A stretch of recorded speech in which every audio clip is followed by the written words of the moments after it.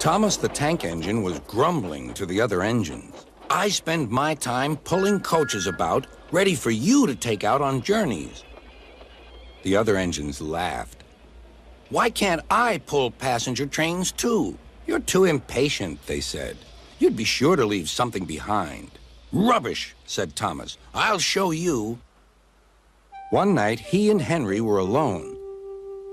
Henry was ill. The men worked hard, but he didn't get better.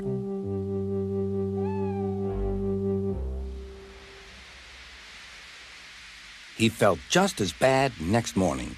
Henry usually pulled the first train, and Thomas had to get his coaches ready. If Henry is ill, he thought, perhaps I shall pull his train. Thomas ran to find the coaches. Come along, he fussed. There's plenty of time, they grumbled. Thomas took them to the platform and wanted to run round in front at once. But his driver wouldn't let him. Don't be impatient, Thomas. Thomas waited and waited. The people got in. The conductor and station master walked up and down. The porter banged the doors, and still Henry didn't come. Thomas got more and more excited. Sir Topham Hatt came to see what was the matter, and the conductor and station master told him about Henry. Find another engine, he ordered. There's only Thomas, they said. You'll have to do it then, Thomas. Be quick now.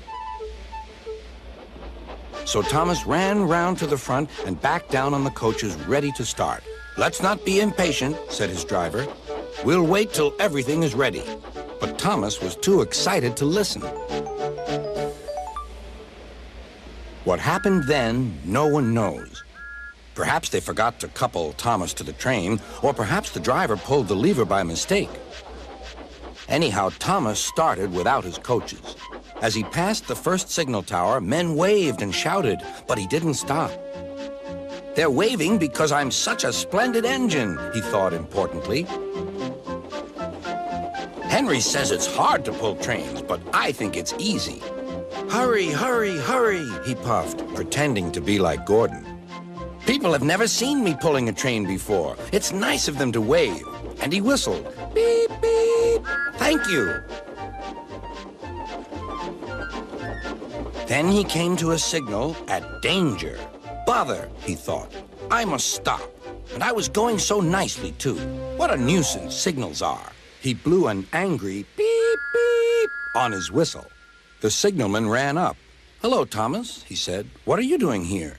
I'm pulling a train, said Thomas. Can't you see? Where are your coaches, then?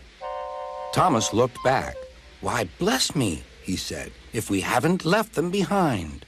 Yes, said the signalman. You'd better go back quickly and fetch them.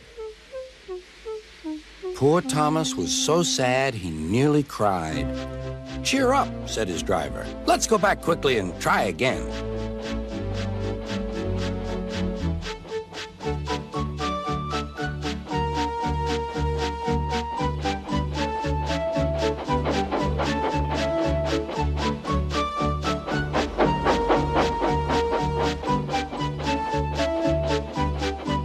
At the station, all the passengers were talking at once. They were telling Sir Topham Hatt what a bad railway it was. But when Thomas came back, they saw how sad he was and couldn't be cross.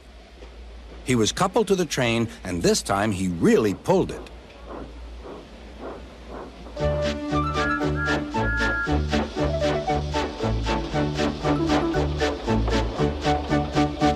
Afterwards, the other engines laughed at Thomas and said, Look, there's Thomas, who wanted to pull a train, but forgot about the coaches. But Thomas had already learned not to make the same mistake again.